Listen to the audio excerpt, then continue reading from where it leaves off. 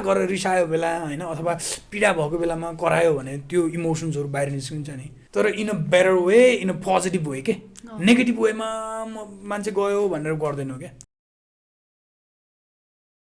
नमस्कार सबैलाई, हाम्रो आजको छलफलमा स्वागत छ। आजको विषय निकै संवेदनशील छ, ग्रिफ एन्ड लस। लस त हामी सबैले अनुभव गरिरहेकै कुरा हो। हेल्थ, रिलेसनसिप वा आफ्नो प्रियजनलाई गुमाउनुको पीडा हामी सबैले कुनै न कुनै रूपमा भोगेका छौँ। जब हामी कुनै प्रिय व्यक्तिलाई गुमाउँछौँ, दुःख, निराशा, एक्लोपन जस्ता धेरै थरी इमोसन्सहरू आउँछन्। इट्स टफ, इट्स र एन्ड इट्स मेसी। सर, तपाईँलाई के लाग्छ, ग्रिफ किन यति गाह्रो विषय हो कि मानिसहरू यसबारेमा कुरा गर्न डराउँछन्? आई थिङ्क पहिलो कुरा त मैले ट्रिगर वार्निङ दिन चाहन्छु होइन। कसैलाई चाहिँ यो हामीले अहिले भिडियो हेर्दै गर्दा अथवा सुन्दै गर्दाखेरि चाहिँ गाह्रो महसुस भयो अथवा चाहिँ एकदमै तपाईँलाई अप्ठ्यारो भयो भने प्लिज स्टप वाचिङ। अर तपाईँले चाहिँ अब कसैलाई सपोर्ट गर्ने, ब्रिदिङ लिने होइन अथवा कोहीसँग सपोर्ट लिन जाने भने पनि please feel free to go है। आई थिङ्क तपाईँले भने जस्तै होइन, मान्छेहरू जीवनमा कुनै न कुनै समयमा चाहिँ त्यो लस चाहिँ अनुभव गरिरहेका हुन सक्छन् होइन। सो यो भनिन्छ कि प्रत्येक दिन विश्वमा 1,60,000 मान्छेहरू चाहिँ दे डाई है। एक वर्षमा चाहिँ लाइक हुन्छ नि 6 करोड मान्छेहरू चाहिँ को मृत्यु हुने रहेछ। भनिसकेपछि यदि 5 जनालाई मात्रै राख्ने हो भने, शोकमा बस्ने भनेर राख्ने हो भने 30 करोड पिपल आर ग्रिभिङ के, तिनीहरू शोकाकुल अवस्थामा भइरहेका हुन्छन्। सो तपाईँले भने जस्तै यो ग्रिफ भनेको एकदमै मेसी हुन्छ, एकदमै गाह्रो भइरहेको हुन्छ मान्छेलाई। सो हामीले चाहिँ कहिलेकाहीँ के भन्छौँ भन्दाखेरि स्टे स्ट्रङ होइन, मुभ अन भन्ने कुराहरू भइरहेको हुन्छ। अनि कतिपय चाहिँ अब त्यो एउटा कल्चरले भने हुन्छ कि 10 दिन मात्रै ग्रिफ गर्ने हो अथवा 12, 15 दिन, 13 दिन, 1 वर्ष त्यस्तो भइरहेको हुन्छ। तर मलाई के लाग्छ भने ग्रिभ भनेको चाहिँ अथवा त्यो पीडा शोकमा बस्ने भनेको चाहिँ कुनै पनि समय अवधिले भन्दैन क्या, समय अवधिले गर्दैन। So it's about like how you feel जस्तो लाग्छ मलाई। पक्कै पनि यो जुन 13 दिनको हाम्रो जुन क्रिया बस्ने सिस्टम छ अथवा पीडा हुने समय छ, त्यो भनेको चाहिँ सायद के लाग्छ भन्दाखेरि त्यो समयमा मानिसको पीडा एकदम इन्टेन्स हुने हुनाले नै सबै साथी या आफन्तहरू जम्मा हुने, उनीहरूलाई चाहिँ सपोर्ट गर्ने र यो शोकको समयलाई सहज बनाउनको लागि एउटा सहयोग गर्ने तरिकाले यस्तो सिस्टम बसेको हो कि जस्तो मलाई लाग्छ। तर त्यसरी सीमित, तपाईँले अघि भन्नुभयो जस्तै गरी त्यसरी सीमित समयमा नै हाम्रो शोक त कहाँ सकिन्छ र होइन। 13 दिनको जेनरली जुन 13 दिनको काम सकिसकेपछि अरू सबैजना आफ्नो घर जान्छन्। तर जो मानिस गहिरो शोकमा छ उसको जीवनको ढोकामा चाहिँ पीडाले सधैँभरि ढकढकाइरहेको हुन्छ कि। त्यही भएर आज कुरा गरौँ कि हामी आफू र अरूलाई पनि शोकको लागि स्पेस दिन किन इम्पोर्टेन्ट छ। आई थिङ्क एकदमै इम्पोर्टेन्ट जस्तो लाग्छ होइन। शोकको लागि हामीले कहिले के भनिरहेको हुन्छौँ भने नाति भनिरहेको हुन्छौँ नि धेरै जसो। सो उसलाई चाहिँ टाइम एन्ड स्पेस दिँदाखेरि के हुने भयो भने त्यो मान्छे चाहिँ त्यो जीवनभरि त्यो पीडा लिएर बस्नु परेन क्या। सो त्यही भएर उसले चाहिँ त्यो टाइम दियो, उसले शोकमा बस्न दियो भने चाहिँ उसले चाहिँ के गर्ने भने त्यो पीडालाई चाहिँ बाहिर निकाल्ने भयो क्या। सो नभए चाहिँ उसले चाहिँ आफै भित्र राख्नु पऱ्यो होइन। अब यो चाहिँ कस्तो हो त भन्दाखेरि पुरानो त्यो खिल परेको काँडा भनिन्छ नि होइन, यो काँडा पुरानो खिल परेको काँडा जस्तै हो। यो निकाल्न पनि एकदम धौ हुन्छ होइन। अब यत्तिकै जाँदा पनि जाँदैन, राखिराख्न पनि सकिँदैन। सो आई थिङ्क एकदमै इम्पोर्टेन्ट हुन्छ कि आफूलाई टाइम दिने, आफूलाई स्पेस दिने, अथवा अरू कसैले ग्रिभ गरिरहेछ भने उसलाई पनि टाइम र स्पेस दिने चाहिँ एकदमै इम्पोर्टेन्ट हुन्छ। जसले गर्दा उसको इमोसन्सहरू, स्याडनेस, फ्रस्ट्रेसन, कन्फ्युजनहरू यी सबै कुराहरू चाहिँ बाहिर निस्कुन् होइन। सो आई थिङ्क यी सबै कुराहरू मान्ने छन् एन्ड इट्स अल भ्यालिड होइन। All these emotions are valid जस्तो लाग्छ। डेफिनेटली स्पेस दिनुको मतलब चाहिँ फेरि हप्ताौँसम्म कोठामा थुनिनु भन्ने मात्र होइन। It could also mean like crying, journaling or even watching that emotional TV series, अनि त्यसपछि घन्टौँसम्म रोएर बसिराख्नु पनि हुनसक्छ। हामी आफूलाई चाहिँ केले काम गर्छ भन्ने कुरा महत्त्वपूर्ण हो। Of course. And let's not forget grief does not follow schedule होइन। एउटा स्केड्युल, सर्टेन स्केड्युल गर्दैन। संसार गतिशील छ, मुभ अन भनिरहेका हुन्छौँ, एडजस्ट गर्नुपर्छ भनिरहेका हुन्छौँ होइन। But I think instead of that हामीले चाहिँ टेक यो time, it's okay to feel like that होइन भनेर भन्दाखेरि झन् राम्रो हुन्छ। झन् त्यो मान्छेलाई चाहिँ स्पेस दिए जस्तो होइन। एउटा ग्रिभ गर्नको लागि टाइम दिएको जस्तो, उसलाई त्यो पीडा निकाल्नको लागि टाइम दिए जस्तो लाग्छ होइन। अब हामीले शोक अवधिलाई चाहिँ एउटा नर्मलाइज पनि गर्नुपर्छ जस्तो लाग्छ। र यदि यो हामीले आफ्नो दुःखलाई अथवा शोकलाई चाहिँ राम्रोसँग प्रोसेस गर्ने मौका दिएन भने त्यसले झन् अरू किसिमको विभिन्न मानसिक स्वास्थ्य समस्याहरूलाई पनि यसले निम्त्याउन सक्छ। त्यही भएर पनि यो शोकको लागि भनौँ न एउटा ग्रिभिङ पिरियड, ग्रिभिङ टाइम लिनु चाहिँ आवश्यक छ। एक्ज्याक्टली। सो हामीले यो कुरा गरिरहेका छौँ, सिरियसली मान्छेलाई के लाग्छ भने ग्रिभ होइन, ग्रिफ गर्नु अथवा शोकमा बस्नु चाहिँ त्यति राम्रो कुरा होइन, तुरुन्तै चाहिँ नर्मलमा फर्किहाल्नुपर्छ भन्ने कुरा चाहिँ मान्छेहरूलाई लागिरहेको हुन्छ कतिपय अवस्थामा। I think we need to talk about like grief more, र इभन अन्तिम संस्कार पछि पनि ग्रिफ चाहिँ म्याजिकल्ली एकदमै हराएर ओहो छर्लङ्ग हुने खालको कुरा होइन नि त।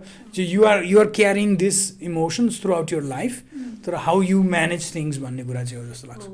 यो प्रायः जस्तो जुन हाम्रो नजिकको मानिस अथवा भनौँ प्रियजनको जुन अन्त्येष्टि सकिएपछि अब नर्मल लाइफमा फर्किनुपर्छ, जो गयो गयो, अब रोएर आउने होइन, चिन्ता नगर, अब चिन्ता गरेर कामै छैन, अब सबै ठिक हुनुपर्छ, प्लिज मुभ अन भन्ने कुरा हामीले जुन भनिराखेको मान्छे सल्लाह दिइराखेको पाइन्छ। तर हामीले यो कुरा बुझ्न जरुरी हुन्छ कि दुःखको लागि कुनै सही समय हुँदैन कि, अथवा सही तरिका गलत तरिका भन्ने हुँदैन।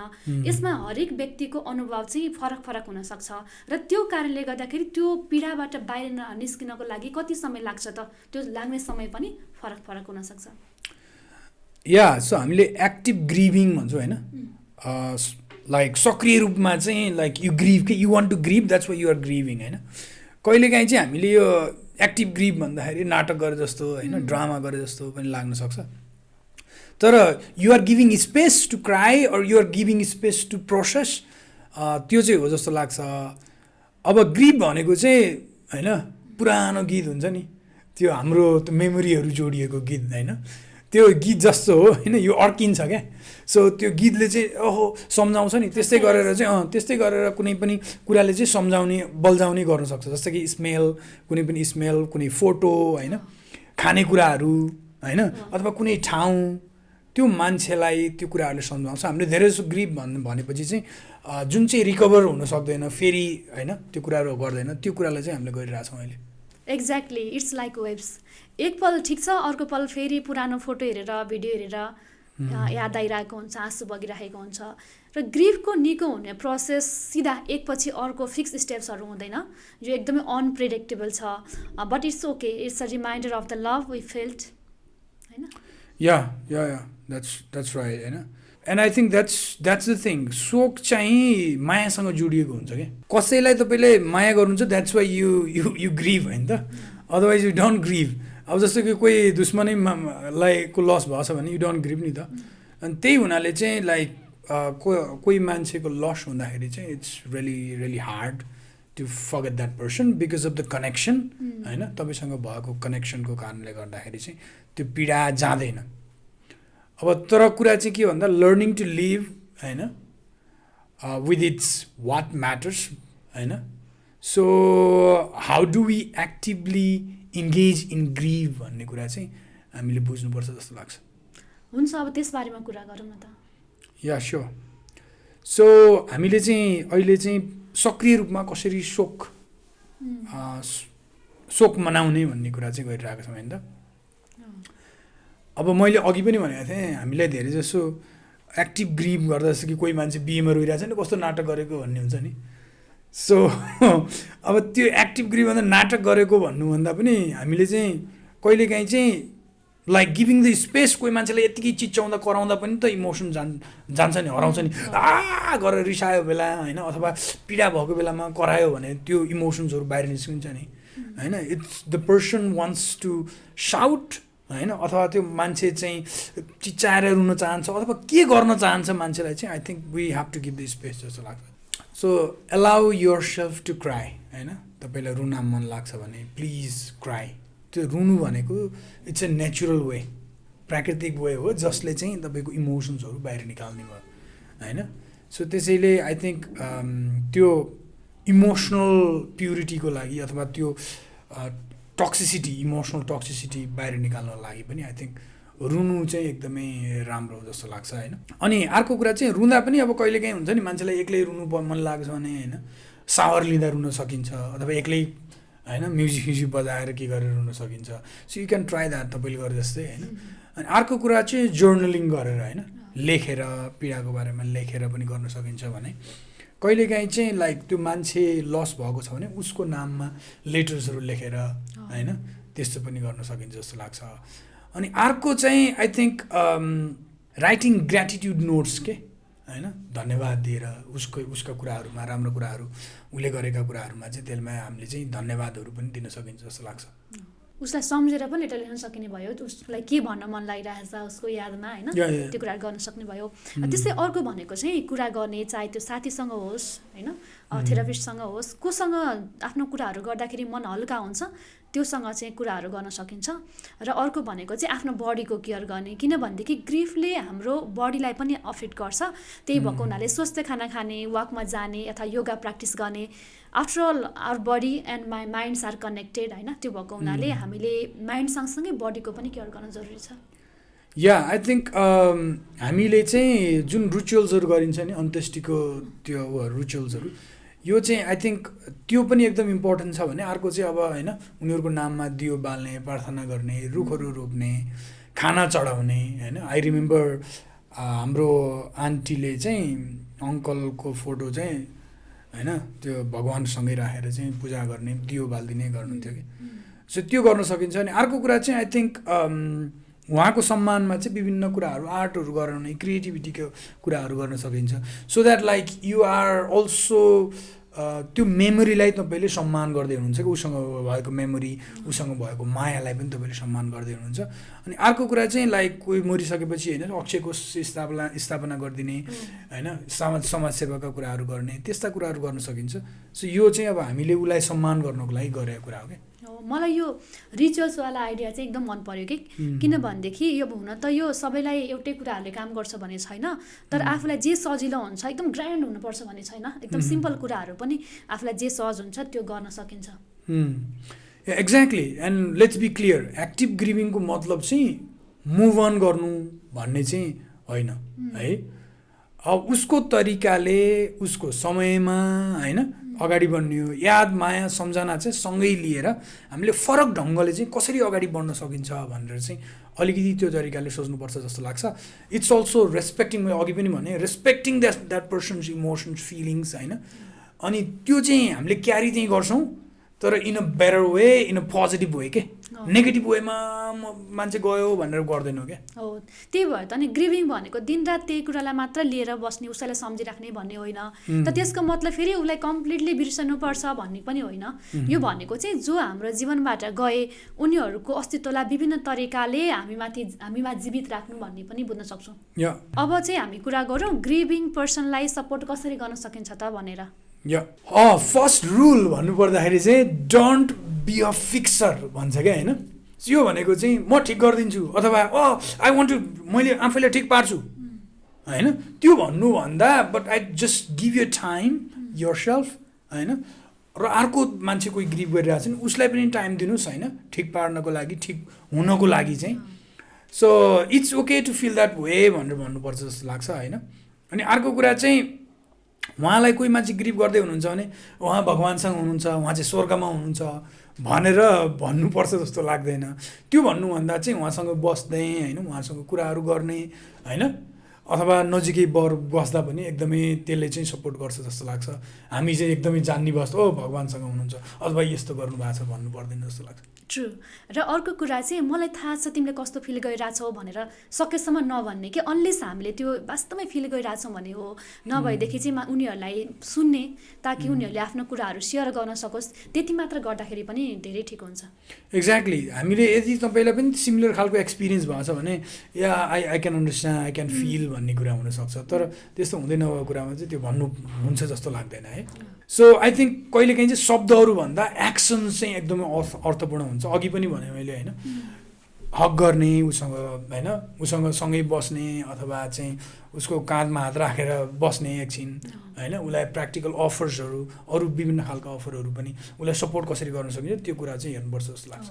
अब प्र्याक्टिकल हेल्प भन्नाले चाहिँ उनीहरूलाई कस्तो खालको सहयोग आवश्यकता छ त घरमा सानसानो बच्चाहरू छन् भने बच्चाहरूलाई हेरिदिने हुनसक्छ उसलाई खानेकुराहरू दिने हुनसक्छ अथवा चाहिँ घरको कुनै कामहरू यस्ता ससाना कुराहरूले पनि ठुलो अर्थ राख्छ। सो हामीले चाहिँ कहिलेकाहीँ के गर्छौँ भने एक दिन जान्छौँ र फेरि हराइदिन्छौँ कि होइन मान्छे ग्रिभ गरिरहेको हुन्छ अनि त्यो के समयसम्म चाहिँ मान्छे गइरहेको हुन्छ त्यसपछि जाँदैन। तर के हुनसक्छ भने वास्तवमा चाहिँ ग्रिभिङ भनेको त्यो मान्छेहरू भइराख्दाखेरि त्यो मान्छे त्यो ग्रिभिङको पिरियडमा नगएको हुनसक्छ क्या सप्रेस पनि भइरहेको हुन्छ। जब मान्छे कोही हुँदैन and then this person needs help सायद 1 महिनापछि 1 वर्षपछि जाँदाखेरि पनि राम्रो हुन्छ कि जस्तो लाग्छ। त्यो बेलामा झन् मान्छे एक्लै भइरहेको हुन्छ नि त होइन। त्यो अब लस अथवा ग्रिफ र लस भनेको चाहिँ मानिसको पर्सनल म्याटर हो होइन। कोही मानिसलाई हामीले कति माया गरेको रहेछौँ त्यसको रिफ्लेक्सन भनेको चाहिँ त्यो ग्रिफको रूपमा आइरहेको हुन्छ जब त्यो मानिसको मृत्यु भइसकेको हुन्छ अथवा त्यो मान्छे हाम्रो टाढा भइसकेको हुन्छ। यो दुःखद समय कसैको जीवनमा पनि नआओस् होइन नआए हुन्थ्यो तर चाहेर पनि हामी यसबाट टाढा रहन त सक्दैनौँ। त्यसैले यस्तो बेलामा टाइम दिनु र कम्प्यासनेट हुनु भनेको चाहिँ हामीले आफ्नो लागि र अरूको लागि गर्न सक्ने सबैभन्दा राम्रो कुरा हो किनकि आफ्नो हिलिङ जर्नीको एक्सपर्ट भनेको हामी आफू नै हो है। या डेफिनेटली आई थिङ्क हामीले टाइम दिनु अब अर्को व्यक्तिको लागि टाइम दिनु अथवा उसलाई चाहिँ एकछिन स्पेस दिनु इट्स अ धेरै धेरै राम्रो कुरा र धेरै राम्रोसँग भन्नुभयो तपाईँले। So I think grief does not have a timeline होइन त्यो चाहिँ हामीले बुझिसक्यौँ होला and there is no right way or wrong way भन्ने कुरा पनि हामीले गऱ्यौँ होइन। What matter is finding ways to live with it while honoring the person who is lost हैन। यदि तपाईँ शोकमा हुनुहुन्छ भने यस्तो बेलामा रुनु दुःखी महसुस गर्नु भनेको एकदमै नर्मल हो। It's okay take your time. र यदि तपाईँ अरू शोकमा परेको व्यक्तिलाई सपोर्ट गर्दै हुनुहुन्छ भने यी कुराहरूलाई याद राख्नुहोस् र उनीहरूको साथमा हुनुहोस्। यदि आजको डिस्कसनको विषय तपाईँसँग मेल खान्छ वा तपाईँलाई चाहिँ हेल्पफुल लाग्छ भने please like share and subscribe. Let's spread the message that it's okay to grieve. Yeah. Until next time, please take care of yourself and your loved ones. And namaste. Please feel free to grieve. Active grieving is good. Thank you. Namaste.